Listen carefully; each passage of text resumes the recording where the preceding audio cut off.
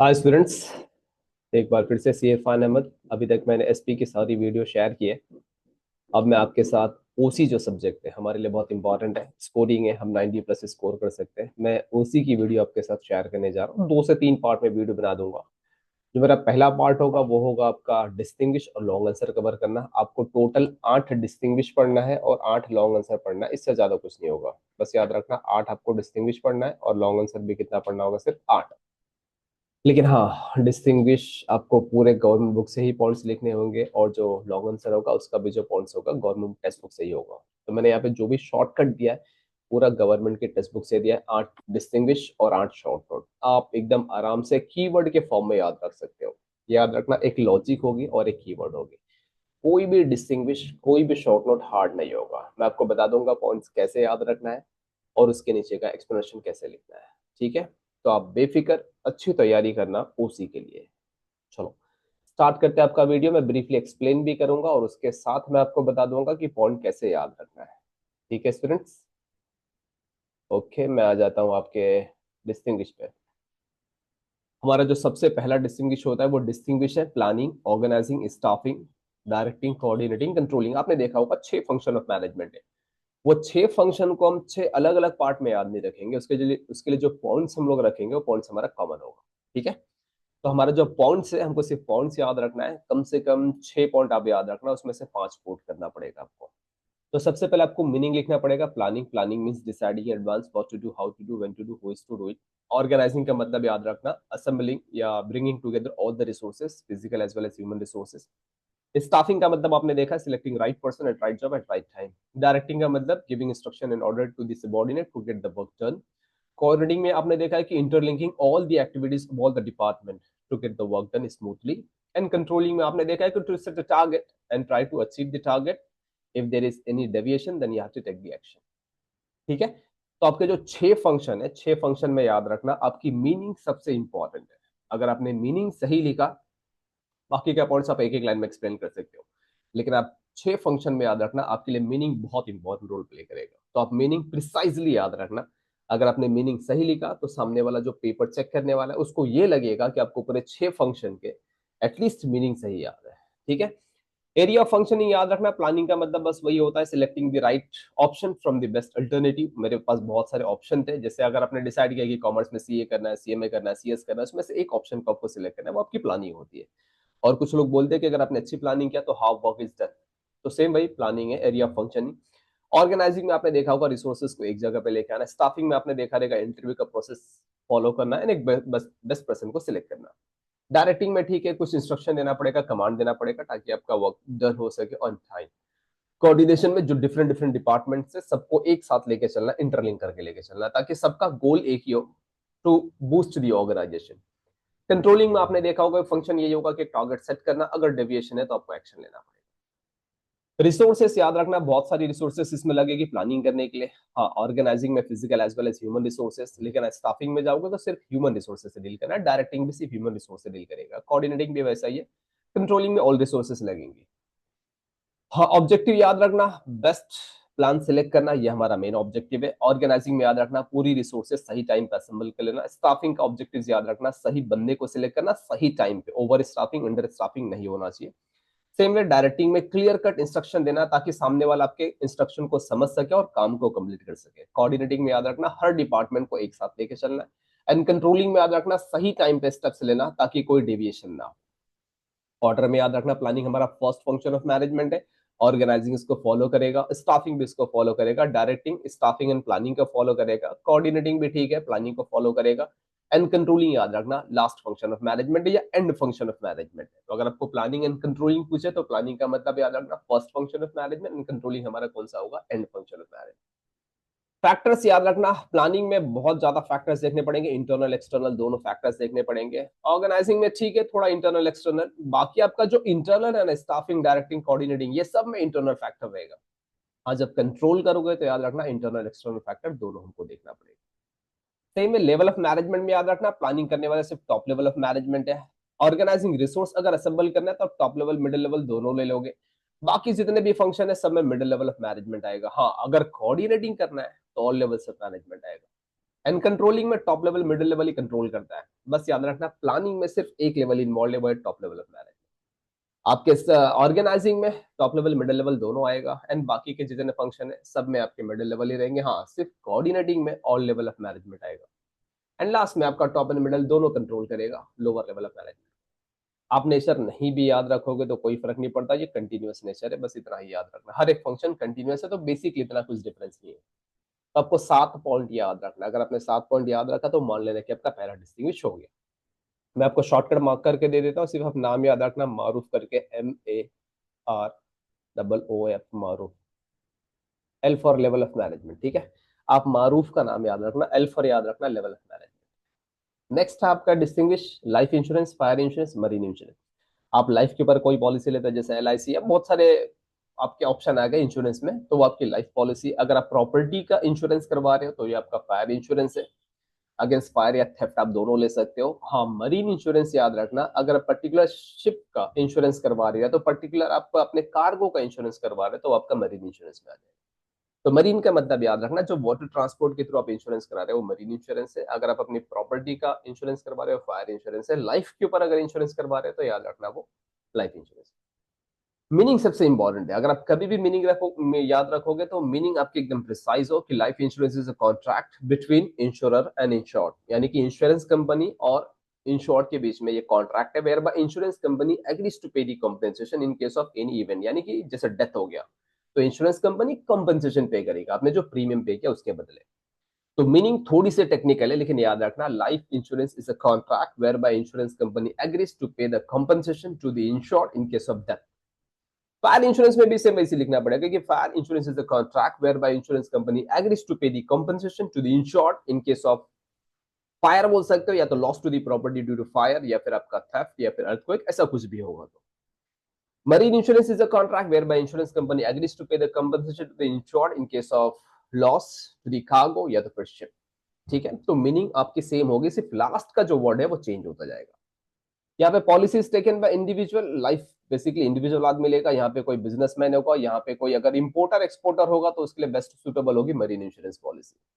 Period याद रखना, life insurance policy death तक ले सकते हो, यानी कोई पीरियड नहीं, 1 साल, 10 साल, 15 साल, 20 साल, कभी भी। हाँ, लेकिन फायर इंश्योरेंस 1 साल का ही होता है बेसिकली, शॉर्ट पीरियड के लिए। और जो मरीन इंश्योरेंस होता है वो तो और भी शॉर्ट पीरियड के लिए होता है। अगर मेरा यहाँ से USA गुड्स भेजना है 15 दिन, 1 महीना, तो उतने में मेरी मरीन इंश्योरेंस की पॉलिसी खत्म हो सकती है। सब्जेक्ट मैटर याद रखना, लाइफ इंश्योरेंस में सब्जेक्ट मैटर लाइफ होता है, फायर इंश्योरेंस में याद रखना प्रॉपर्टी होती है, यहाँ पे कार्गो या तो शिप होगा आपका subject matter. Surrendering of policy में याद रखना, लाइफ पॉलिसी को आप सरेंडर कर सकते हो, लेकिन फायर एंड मरीन को सरेंडर करने का कोई सवाल नहीं है। अगर आपने पॉलिसी लेके रखा है तो वो पॉलिसी कंटिन्यू रहेगी जब तक आपका पीरियड खत्म नहीं होता। लेकिन हाँ, लाइफ इंश्योरेंस पॉलिसी में ऑप्शन आ गया कि आप सरेंडर कर सकते हो। कॉम्पनसेशन पे करेगी इन case of death, insurance company पे करेगी पैसा, मैंने मीनिंग बताया, लेकिन डेथ के टाइम पे। फायर इंश्योरेंस में अगर फायर हो गया या थेफ्ट हो गया, ऐसा कुछ भी हुआ, तो फिर आपको फायर इंश्योरेंस के अगेंस्ट अगर फायर हो गया तो आपको कॉम्पनसेशन मिल जाएगा। बेसिकली वो जनरल इंश्योरेंस है। एंड मरीन इंश्योरेंस में याद रखना, अगर आपका कार्गो डैमेज हो गया, शिप डैमेज होगी, तो आपको कॉम्पनसेशन मिलेगा। प्रिंसिपल ऑफ इंडेमनिटी याद रखना, लाइफ में एप्लीकेबल नहीं है। अगर किसी बंदे का डेथ हुआ तो सेम वही बंदा आप रिप्लेस नहीं कर सकते। हाँ, फायर में आपका इंडेमनिटी एप्लीकेबल है, आपका मरीन में भी इंडेमनिटी एप्लीकेबल है। इंडेमनिटी का मतलब होता है सेम लाके कॉम्पनसेट करना। मान लो अगर कोई टीवी डैमेज हुआ तो आप सेम टीवी लाके दे सकते हो, लेकिन हाँ, सेम बंदा मर गया तो सेम बंदा नहीं आ सकता। नंबर ऑफ पॉलिसीज, आप लाइफ इंश्योरेंस में कोई भी पॉलिसी ले सकते हो, कितनी भी पॉलिसी ले सकते हो, ऑप्शन अवेलेबल है। मैंने मैक्स से ले लिया, LIC से ले लिया, और भी मैंने बहुत सारी पॉलिसी ले लिया। लेकिन आप फायर में सिर्फ एक ही पॉलिसी होगी। आप डबल इंश्योरेंस करवा सकते हो, लेकिन आपका अमाउंट जो है वो एक्सीड नहीं होना चाहिए, प्रॉपर्टी की वैल्यू को एक्सीड नहीं करना चाहिए। मरीन इंश्योरेंस में भी याद रखना, एक ही पॉलिसी होगी, आप डबल इंश्योरेंस करवा सकते हो, लेकिन आपकी वैल्यू जो कार्गो या शिप की है वो एक्सीड नहीं होना चाहिए कॉम्पनसेशन के टाइम। तो आपको कितने पॉइंट याद रखने, 6 से 7 पॉइंट याद रखना। ठीक है, कंसेप्ट तीनों का अच्छे से याद रखना। मैं मार्किंग कर देता हूँ। यहाँ पे PS करके रखा है, डबल P, सॉरी मैं PS नहीं बोल सकता हूँ, मैं यहाँ पे बोल दूंगा MPP करके रखा है हमने, देख लेना। MPP करके रखा है, MPP। उसके बाद मैंने SSC रखा है, SSC का मतलब याद रखना 10th का एग्जाम, SSC। उसके बाद से आप PN करके याद रखना, प्रिंसिपल एप्लीकेबल है, नंबर ऑफ पॉलिसी। या NP करके याद रखना। 6 पॉइंट भी याद रखे तो बस हो जाएगा। MPP करके याद रखा और SSC करके याद रखा, 6 पॉइंट हो जाएगा। Principle of indemnity and number of policies नहीं याद रखोगे तो भी चलेगा। डिस्टिंग्विश आपको 4 मार्क्स के लिए आने वाला है, अगर आप 5 पॉइंट लिखते हो तो भी सफिशिएंट है, लेकिन आप 1-2 पॉइंट एक्स्ट्रा याद रखना ताकि एग्जाम में एटलीस्ट आपको 5 पॉइंट क्लिक हो सके। ठीक है, चलो ठीक है, अब मैं आगे बढ़ता हूँ। Commercial bank and central bank, मैं स्क्रीन को थोड़ी सी छोटी कर देता हूँ या यहाँ ले लेता हूँ। आपका जो अगला होगा डिस्टिंग्विश, वो कमर्शियल बैंक है और सेंट्रल बैंक है। आप देख लेना, कमर्शियल बैंक सेंट्रल बैंक दोनों का जो पॉइंट होगा, अपने को सबसे पहले पॉइंट देखना होगा कि हम लोग पॉइंट्स कैसे याद कर सकते हैं। मैं थोड़ा सा स्क्रीन छोटा करता हूँ, लास्ट टाइम पे कुछ दिखा नहीं था हाँ, थोड़ा सा इसको बड़ा कर लेता हूँ। ओके, आपको पता होगा कमर्शियल बैंक, जैसे अगर मैं बोलता हूँ यूनियन बैंक, एक्सिस बैंक है, कोटक बैंक, ये सब कमर्शियल बैंक है। सेंट्रल बैंक याद रखना सिर्फ एक ही होता है हर कंट्री में, वो है आरबीआई। हमारे कंट्री में आरबीआई, जैसे बैंक ऑफ अमेरिका होगा वैसे हमारे कंट्री में रिजर्व बैंक ऑफ इंडिया है। हाँ, आपको पॉइंट्स याद रखना बहुत आसान होगा। सबसे पहले समझ लेते हैं कि कमर्शियल बैंक सेंट्रल बैंक में क्या फर्क है। लोन याद रखना, कमर्शियल बैंक जो प्राइवेट बैंक या गवर्नमेंट बैंक जो लोन देगा वो इंडिविजुअल पार्टी को लोन दे सकता है, बिजनेसमैन को लोन दे सकता है। लेकिन हमारा जो सेंट्रल बैंक होगा वो सिर्फ गवर्नमेंट को लोन देगा या कमर्शियल बैंक को लोन देगा। अगर एक कमर्शियल बैंक है और यहाँ पे सेंट्रल बैंक है, तो सेंट्रल बैंक याद रखना पब्लिक से डील नहीं करेगा, ये सिर्फ बैंकों से डील करेगा। अपने मीनिंग में भी देखा होगा कि central bank act as a bankers bank या गवर्नमेंट के लिए बैंक है वो। तो सेंट्रल बैंक कभी भी डील करेगा तो कमर्शियल बैंक से या तो गवर्नमेंट से डील करेगा, लेकिन हाँ, कमर्शियल बैंक डील करेगा बिजनेसमैन से डील करेगा। ओनरशिप याद रखना, यहाँ पे इधर गवर्नमेंट का होगा नहीं तो प्राइवेट। आपने बहुत सारे प्राइवेट बैंक देखे या गवर्नमेंट बैंक भी देखे, जैसे nationalise bank, union bank of India, ये आपका कमर्शियल बैंक है। लेकिन हाँ, सेंट्रल बैंक याद रखना पूरा गवर्नमेंट के ओनरशिप में ही रहेगा। एक्सेप्टेंस ऑफ डिपॉजिट याद रखना, कमर्शियल बैंक लोगों से डिपॉजिट एक्सेप्ट कर सकता है, लेकिन हाँ, सेंट्रल बैंक डिपॉजिट एक्सेप्ट नहीं कर सकता। आप जाके सेंट्रल बैंक में अपना अकाउंट ओपन नहीं कर सकते।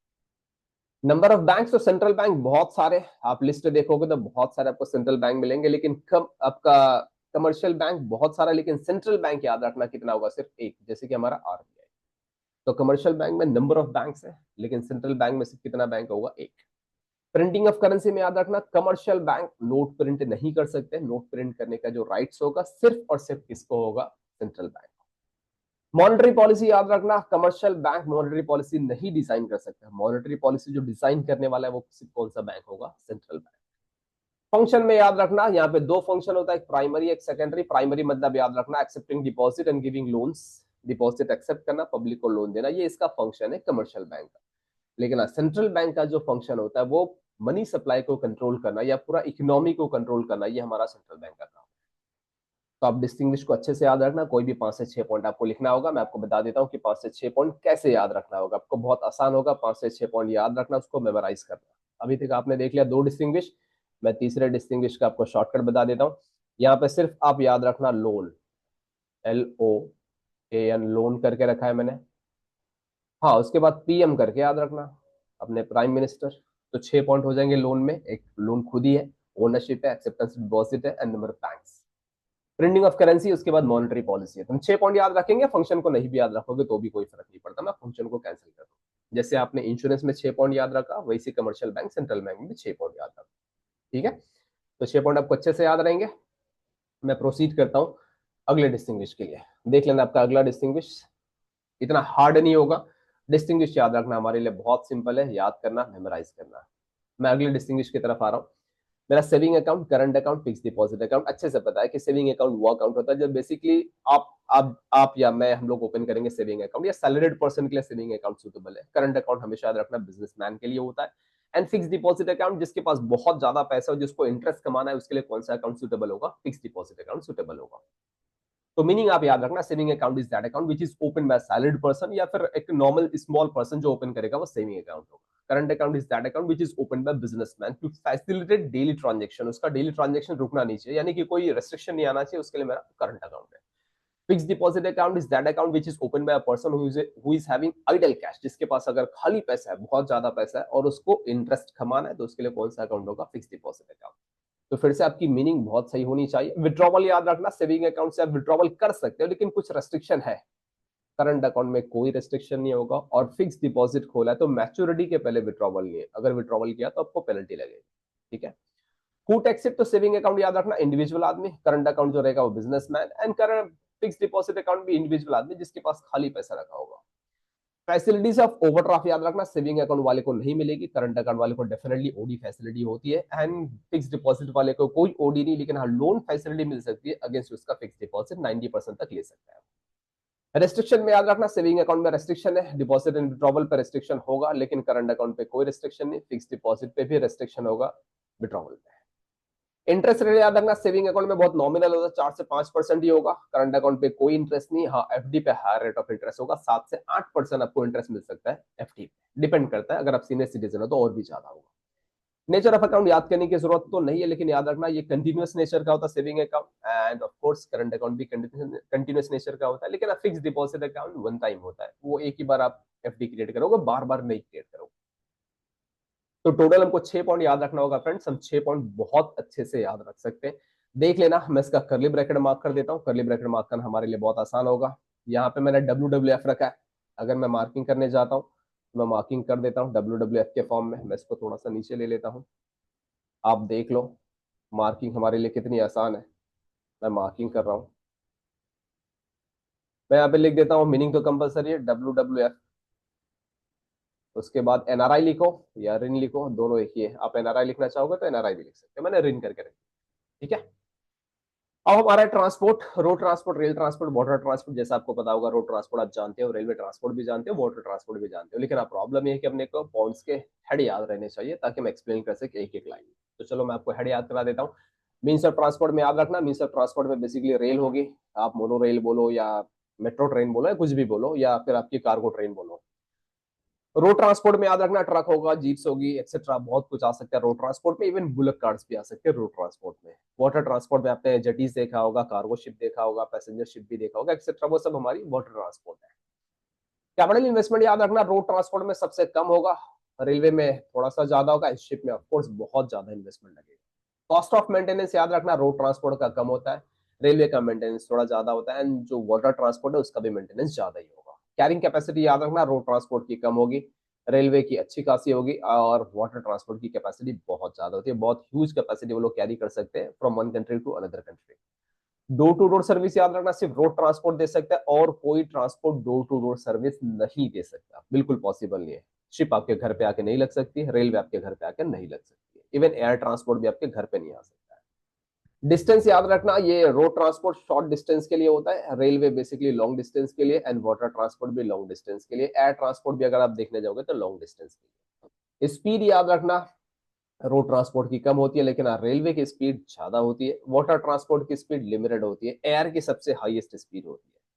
सेफ्टी याद रखना, रोड ट्रांसपोर्ट में सेफ्टी नहीं है, रेलवे में सेफ्टी है, वाटर में भी सेफ्टी होती है, एयर ट्रांसपोर्ट में भी सेफ्टी। सूटेबल याद रखना, ये स्मॉल गुड्स के लिए सूटेबल है, ये आपका बल्कि गुड्स ओवर लॉन्ग डिस्टेंस के लिए सूटेबल है, आपका वाटर ट्रांसपोर्ट भी बल्कि गुड्स के लिए सूटेबल है over long distance, and air transport तो ऑफकोर्स आपका स्मॉल गुड्स के लिए या लाइट गुड्स के लिए सूटेबल है, from one country to another country आप बोल सकते हो।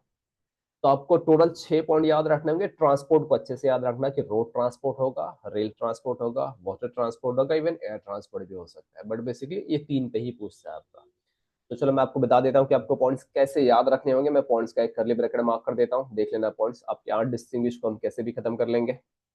अगर मैं पॉइंट्स याद करने जा रहा हूँ तो मैं ट्रिपल सी मार्क कर देता हूँ, यहाँ पे देख लेना ट्रिपल सी करके है, सी सी एंड सी, उसके बाद डबल डी करके डी एंड डी, उसके बाद ट्रिपल एस है, आप कोई भी एक एस या दो एस याद रख सकते हो। सबसे पहला मीनिंग मीन्स ऑफ ट्रांसपोर्ट होगा, capital investment, cost of maintenance, carrying capacity देख लेना, डी मतलब याद रखना door to door service and distance, इसमें कोई भी सेफ्टी, स्पीड और सुटेबिलिटी भी याद रख सकते हैं। नेक्स्ट आपका bonded warehouse, duty paid warehouse 2024 में एग्जाम में पूछ दिया, और आपके गवर्नमेंट टेक्स्ट बुक में ना ये डिस्टिंग्विश नहीं दिया था, भले आपके शॉर्ट में थोड़ा सा एक्सप्लेन किया, लेकिन इसके ऊपर डिस्टिंग्विश बना के उन्होंने नहीं दिया था, ठीक है। हमने अपनी नोट्स में पहले से डिस्टिंग्विश को इनकॉर्पोरेट करके रखा है, तो मैं वो पॉइंट्स आपको एक्सप्लेन करता हूँ कि बिल्कुल हार्ड नहीं होगा इसको याद करना। हाँ, टोटल डिस्टिंग्विश बहुत ज्यादा है, हमने कुछ स्किप किया है, हम सिर्फ 8 पढ़ने जा रहे हैं, लेकिन 8 हम प्रिसाइसली पढ़ेंगे ताकि कोई भी बोर्ड का पेपर आए, हमने जो डिस्टिंग्विश छोड़ा है अगर उसी में से 2 आ गया तो मिस्टेक हो जाएंगे, इसके लिए हम 8 कवर कर रहे हैं ताकि हमारा कुछ भी मिस आउट नहीं होना चाहिए। तो मैं bonded warehouse and duty paid warehouse को एक्सप्लेन कर रहा हूँ। बॉन्डेड वेयर हाउस वो होता है जिसपे आपने ड्यूटी पेड नहीं किया, बेसिकली मैं कंट्री से लेके आया, पोर्ट पे रखा हूँ ताकि मैं उसको री एक्सपोर्ट कर सकूँ। And duty paid warehouse वो होता है जो मुझे लोकल मार्केट में लाके बेचना है, मेरे पास वेयर हाउसिंग फैसिलिटी नहीं थी तो मैंने ड्यूटी क्लियर कर दिया, लेकिन सेपरेट वेयर हाउस में स्टोर करके रखा हूँ, बाद में मैं चार्जेस पे करके यहाँ से लेके निकल जाऊंगा। तो जिसके पास वेयर हाउसिंग फैसिलिटी ना हो, लोकल मार्केट में बेचना, वो ड्यूटी पेड वेयर हाउस में रख सकता है। हाँ, अगर आपको री एक्सपोर्ट करना है तो आप ड्यूटी नहीं पेड करते हो, बॉन्डेड वेयर हाउस में गवर्नमेंट के कस्टडी में रखते हैं। तो मीनिंग बहुत सिंपल होगी, bonded warehouse is that warehouse wherein the goods are stored on which the duty is not paid. Duty paid warehouse नाम ही सजेस्ट करता है कि आपने ड्यूटी पेड कर दिया है। पर्पस याद रखना, बॉन्डेड वेयर हाउस का पर्पस होता है री एक्सपोर्ट करना, यहाँ पे लोकल मार्केट में लेके आना है, तो आप ड्यूटी पेड वेयर हाउस में रख सकते हो। मार्केट में याद रखना ये री एक्सपोर्ट करने के लिए होगा और ये डोमेस्टिक मार्केट के लिए होगा। सुपरविजन याद रखना ये गवर्नमेंट के सुपरविजन में होगा, डॉक अथॉरिटीज के सुपरविजन में होगा, ये डॉक अथॉरिटीज के सुपरविजन में नहीं होगा। ब्लॉकिंग ऑफ फंड्स याद रखना, यहाँ पे आपका फंड ब्लॉक हो गया, आपने ड्यूटी पेड कर दिया है, सॉरी आपका बॉन्डेड वेयर हाउस में ड्यूटी ब्लॉक नहीं होती, लेकिन अगर आपने यहाँ पे ड्यूटी पेड किया तो आपका फंड ब्लॉक होगा। ओनरशिप याद रखना, यहाँ पे डॉक अथॉरिटी होगी, यहाँ पे प्राइवेट अथॉरिटी होगी। लोकेशन याद रखना है विद इन द डॉक होगा, लेकिन हाँ ये विद इन द डॉक नहीं होगा, विद इन द डॉक भी हो सकता है, आउटसाइड डॉक भी हो सकता है। यहाँ पे आप डिलीवरी ले सकते हो आफ्टर पेइंग द ड्यूटी, यहाँ पे आप डिलीवरी ले सकते हो, सिर्फ क्या पेड करना पड़ेगा, चार्जेस। आप चार्जेस पे करने के बाद इसकी डिलीवरी लेके जा सकते हो, ठीक है। तो टोटल 8 पॉइंट दिया, 8 पॉइंट में से आपको 6 पॉइंट याद रखना होगा। आपने डिस्टिंग्विश पहले से पढ़ा होगा कि बॉन्डेड वेयर हाउस क्या, ड्यूटी पेड वेयर हाउस क्या, जस्ट मैं आपको पॉइंट्स मेमोराइज करा देता हूँ। देखो इसके पॉइंट्स याद करना बहुत आसान है, मैं आपको 6 पॉइंट्स याद करा देता हूँ। 6 से 8 पॉइंट भी आप याद कर सकते हो, लेकिन एग्जाम में जितना रिक्वायरमेंट है उतना ही पढ़ेंगे, ठीक है।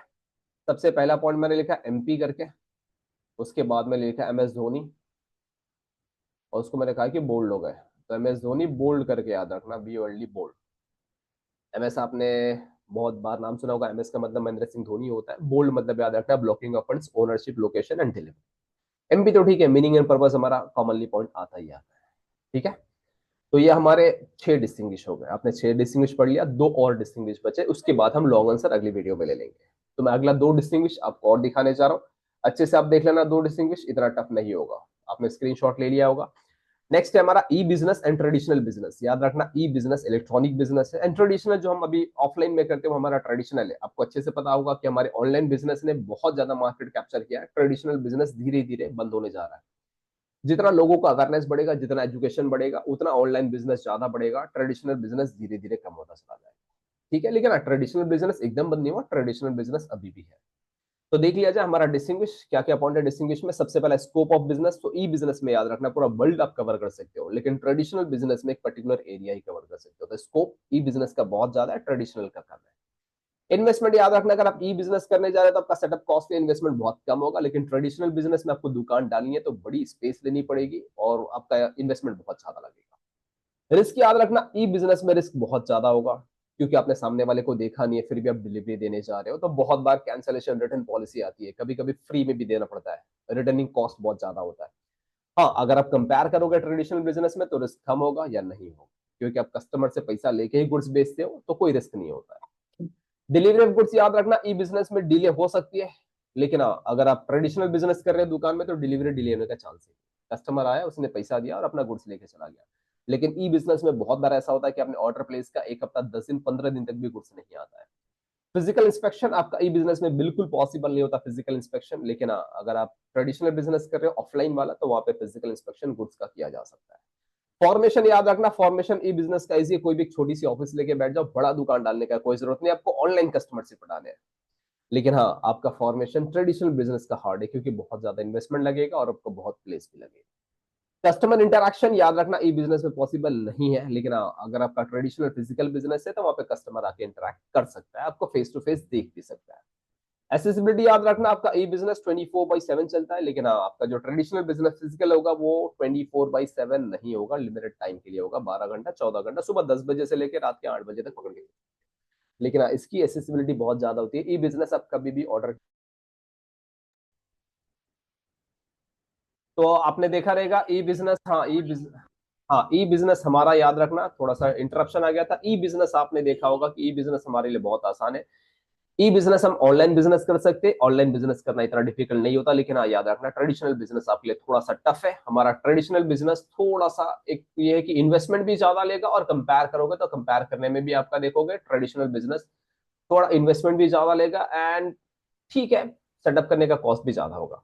चलो तो मैं आपको बता दूं कि आपको पॉइंट्स कैसे याद रखेंगे। पॉइंट्स याद करना बहुत आसान होगा, पॉइंट्स याद करने में आपको कोई डिफिकल्टी नहीं आएगी, मैं इरेज कर देता हूं बस। हाँ कंसेप्ट याद रखना कि ई बिजनेस क्या होता है, ट्रेडिशनल बिजनेस क्या होता है, ठीक है। मार्क करके रख देता हूँ कि आपको पॉइंट्स कैसे याद रखना है। पॉइंट्स याद करना बहुत आसान होगा, यहाँ पे मैंने रखा है सर करके, आपको सर के बारे में भी थोड़ा याद रखना है। यहाँ पे डीपी करके रखा है मैंने, डी और पी, 5 पॉइंट ऐसे ही याद हो जाएगा। एफसीए मतलब याद रखना फेलो चार्टर्ड अकाउंटेंट होता है, तो आप सीए के बारे में कुछ याद रखना चाहते हो तो सीए चार्टर्ड अकाउंटेंट है। तो स्कोप ऑफ बिजनेस होगा, इन्वेस्टमेंट या सेटअप कॉस्ट होगा। आर पर याद रखना रिस्क, सर के 3 पॉइंट हो गए। उसके बाद डीपी करके रखा delivery of goods and physical inspection. FCA मतलब याद रखना फॉर्मेशन, कस्टमर इंटरेक्शन और एसेसिबिलिटी। आपका लास्ट जो डिस्टिंग्विश है, district commission, state commission, national commission, exam में बार बार ये पूछता है, तो आप अच्छे से प्रिपेयर करना, डिस्ट्रिक्ट कमीशन, स्टेट कमीशन और नेशनल कमीशन। ठीक है, चलो देख लेते हैं तीनों का डिस्टिंग्विश। इतना हार्ड नहीं होगा, पॉइंट याद करना भी आसान है, लेकिन उसके कंटेंट आपको अच्छे से याद रखना पड़ेगा, खास करके मीनिंग। तो डिस्ट्रिक्ट कमीशन याद रखना, district commission is a redressal agency started by state government to settle the dispute as per procedure at district level। मतलब कंज्यूमर का जो भी झगड़ा है उसको रिसॉल्व करने के लिए एक एजेंसी बैठी है डिस्ट्रिक्ट लेवल पे, जो कंज्यूमर के डिस्प्यूट को रिसॉल्व करेगी, वो डिस्ट्रिक्ट कमीशन है। तो मीनिंग देखो बहुत सिंपल है, district commission is a redressal agency to settle the dispute of the consumer as per certain procedure at district level। State Commission is a redressal agency started by state government at state level to settle the dispute of the consumer as per the procedure। Same way, National Commission is a redressal agency to settle the dispute of the consumer at national level as per certain procedures। तो meaning आपकी same होगी। Members याद रखना, district commission में 2 member होंगे, यहाँ पे 4 member होंगे, 4 मेंबर होंगे। प्रेसिडेंट पे याद रखना, यहाँ पे जो डिस्ट्रिक्ट जज होगा, यहाँ पे आपका हाई कोर्ट का जज होगा, यहाँ पे सुप्रीम कोर्ट का, आइदर हो या फिर रिटायर्ड हो चुका हो तो भी चलेगा। पीरियड याद रखना, members can hold the office for a period of 5 years, यहाँ पे भी 5 इयर्स, यहाँ पे भी 5 इयर्स, लेकिन एज लिमिट है 65 इयर्स, 67 इयर्स और यहाँ पे 70 इयर्स। ठीक है, तो आप कंटेंट को अच्छे से देख लेना कि आपका कंटेंट कैसा है। 5 इयर्स 5 इयर्स 5 इयर्स है, यहाँ पे 65 67, वहां पे कितना है 70 इयर्स है। एरिया याद रखना, डिस्ट्रिक्ट का कमीशन का एक पर्टिकुलर डिस्ट्रिक्ट होगा, स्टेट का एक स्टेट होगा, और नेशनल कमीशन का एंटायर कंट्री आपकी कवर होगी। हाँ, अमाउंट ऑफ लॉस को अच्छे से याद रखना कि लेस देन 1 करोड़ का जो कंपनसेशन होगा या झगड़ा होगा वो आपका डिस्ट्रिक्ट कमीशन में आएगा। 1 करोड़ से लेकर 10 करोड़ के बीच में जो होगा, मैं लिख देता हूं, 1 करोड़ से लेकर 10 करोड़ तक ये आपका स्टेट कमीशन में आएगा, और जो 10 करोड़ के ऊपर का डिस्प्यूट होगा वो किस में चला जाएगा, नेशनल कमीशन।